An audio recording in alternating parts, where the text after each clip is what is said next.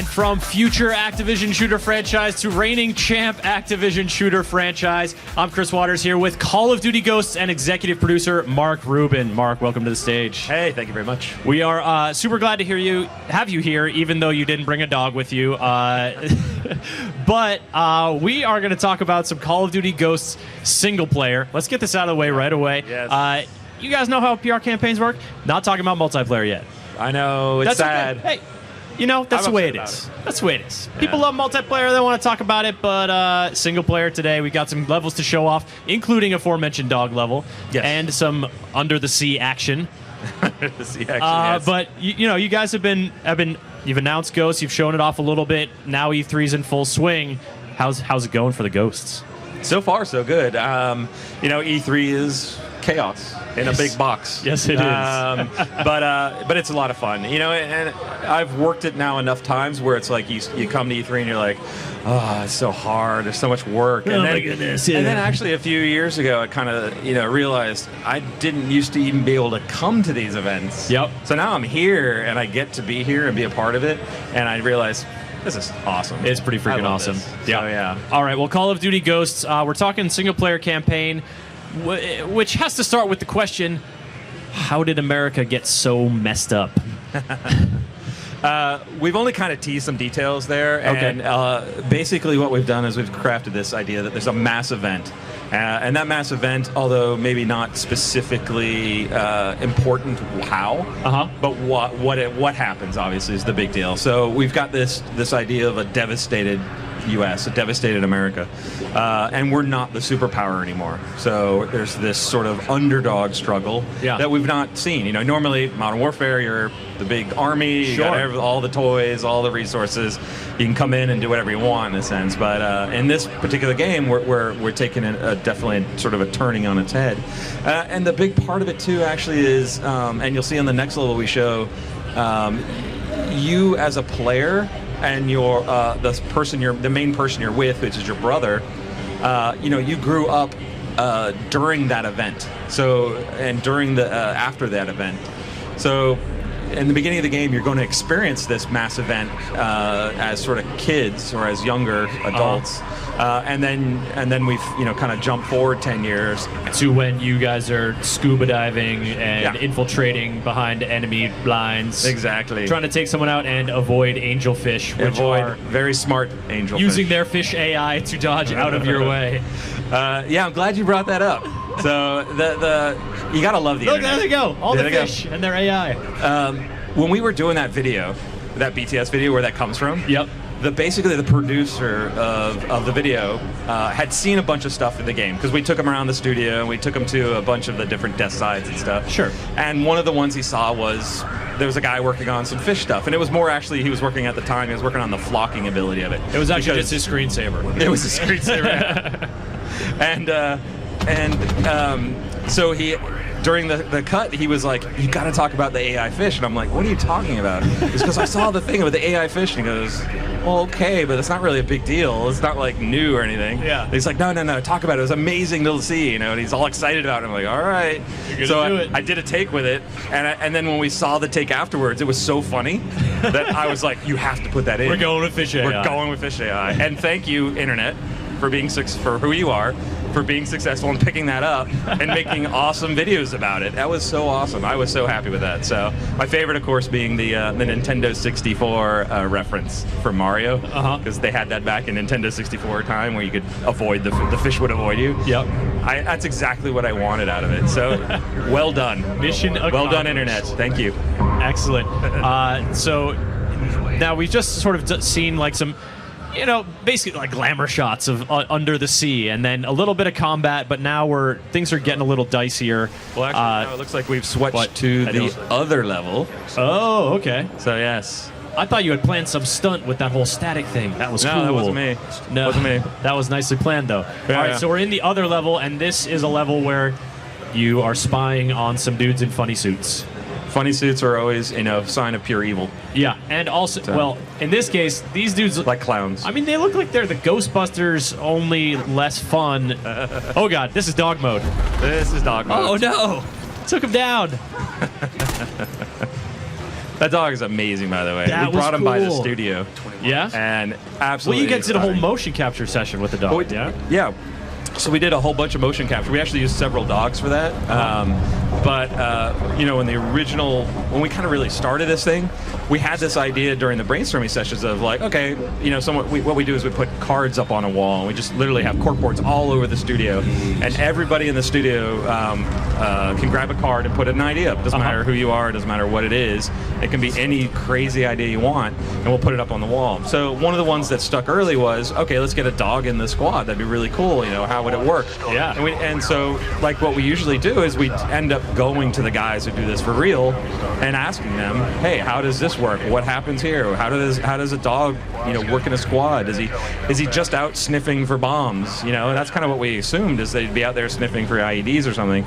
And he was like, he explained how the dog is used, and it's pretty fascinating, right? It's amazingly fascinating. Yeah. I mean, and to a level that on two levels that I was just absolutely floored with. One being the emotional level, and one being the tech level.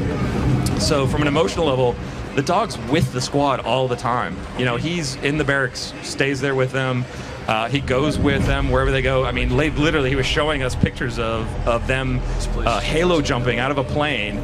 The dog's strapped to the guy's chest. Oh, wow. And he's got an air mask on his face so he can breathe at whatever high altitude. Yeah. No dog was ever meant to survive at this altitude. It's amazing. We were floored by it. And, you know, one of the things the guy said once was, you know, there's a lot of guys in the squad who really love this dog. He's sort of that emotional inspiration for some of them. You know, when things are out kind of rough, the dog's kind of emotionally stable for you. You know, and so. One guy mentioned, you know, he said something like, "I would take a bullet for this dog." Wow. That's an amazing emotional experience for one of your squad members. Yeah, So, I mean, and to have them so integrally, part of that squad. They're also, like, I think the range of commands that a dog can take in terms of like patrolling and alert and, you know, reconnaissance is just. Well, what we're going to see here is you just saw it flip up. Yeah. So that the dog's wearing this Dog vest. cam?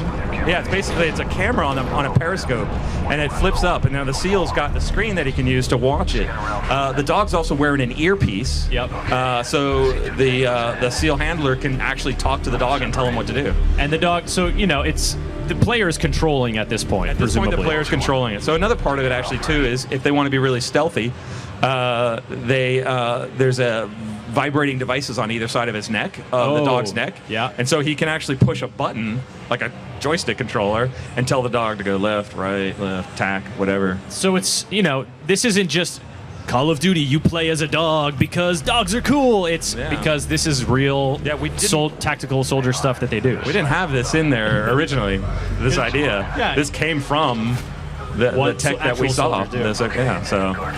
So this is the dog is being pretty silent at this point, doing some obviously to the recon. dog it's a game, but his game right now, the thing that he's thinking, the dog's thinking is, okay, I have to do that thing that they taught me, and then I have to go chew someone's neck out. Yeah, this guy does not want to tangle with the dog. He was not prepared for dog. When we were mocapping this, we had the main guy who was getting bit all the time. The guy who basically mocaps all these attacks. All those dudes getting mauled. All the dudes that get mauled. He's been doing it for like 19 years. And the guy, because we were mocapping it, because we needed to mocap him as well, we actually had him in what's called a light fight composition suit. Okay. So it's a very lightweight suit. Whoa! Yeah, that dog broke the door down. He's kind of beast. And brought the whole enemy squad with him. Yowza. But so he basically is wearing this really lightweight suit, and he's getting chomped on. And afterwards, like at the end of the day, we're looking at his arms, and they're just covered in bruises. Yeah, like so the suit prevents puncturing the skin, but not the that pressure. bite pressure, which is pretty formidable. But so the dog was having a blast. And afterwards, they're like all petty and loving each other. Really, it's not it's not like there is no petting the dog. No. There's pet time, and there's maul time. A clear delineation between the two is only sensible. Yeah. So, I think the dog, obviously adds a really cool new game mechanic. It adds also a cool story mechanic. it adds that sort of emotional part of it, and that's sort of tying you into something real too. Because remember, what we saw actually on that level is you and your brother and your dog are in your neighborhood, in your old neighborhood that it's been destroyed by this mass event. And so you see your old house in that video. Man, Mark, talking about emotional connection to the dog, talking about a dude taking a bullet for the dog. Emotional connection to your fish. Are you guys going to kill this dog? Come on. I am not spoiling that for you. Of course you're not spoiling it. Not spoiling that. Oh, man. I would go to the Twitch chat for questions, but it's pretty much 80% dog pictures at this point in time. Not even the multiplayer stuff. They got them. Yeah. The dog was awesome. Actually, there were, I do have to say, there were multiple dogs. We had multiple dogs. So the one multiple you see, dogs for the capture session or multiple dogs in the game? No, for the capture session. Okay. That helped out. Okay. So yeah. giving props to those guys. So when the credits roll and you see Sparky, Rover, Tex. It was actually, I think, Turbo, Ruger, Rico. Nice. Turbo, Ruger, and Rico. Yeah. First person to lock down that gamer tag wins. All right. Well, that's Call of Duty Ghosts. You're showing off the single player here, and we talked about the underdog setting, and we talked about how, clearly you still have some kind of tactical strength. Clearly you're able to deploy to some degree. You're able to assess threats to some degree. But, is this a game about... This isn't a game about reclaiming military superiority. Is it about reclaiming security, or beating back an encroaching foe, or what's the goal? It's a little. We actually shift mid-story. So you start off in that sort of resistance feel. You're sort of fighting back against someone in your turf, and then the story moves forward, and we're sort of we get to a point where we're actually taking it to the enemy. But removing that threat, hopefully, or minimizing, handicapping, yeah. Maybe just revenge. Eat at their nice restaurants. They've got all the cool stuff now. They've got all the cool toys. So no, I can't spoil too much, obviously. I appreciate that, Mark. Thank you. That's considerate. But you do move forward, and the key thing on the resources isn't that you don't have anything. It's that what you have is limited, and what you have is finite. You don't just have that big, unlimited resources that you expect from previous Call of Duty. Speaking of finite, our time here with Call of Duty Ghosts is coming to an end now. So let's get the rundown. Platforms, release date. Right now, we're only have announced current gen and PC as being 11/5. Okay. November 5th. And so current gen, Xbox 360, PlayStation 3, Wii U. Is it on there, or is that in the next gen bin? Probably in the next gen bin, but we're not actually talking about Wii U yet. Okie doke. Because we want to keep it mysterious. You mysterious dudes. It's PR, guys. That's all right, so that release is... That's November 5th. Yep. And then next-gen release will be when next-gen consoles come out. Next-gen announcement to come. Oh, so you guys are targeting launch day for next-gen consoles. Yes. Excellent. Yes. And any news on when these rabid internet denizens can get more on multiplayer? Multiplayer. We should be talking a lot about multiplayer, solely focused on multiplayer, in the next maybe 2 months, month and a half. Great. So sometime this summer. Mark, thank you so much. Call of Duty Ghosts. Thank you. Have a good show. Thanks. Next up, it's Mario Kart 8 with Homer Rabara.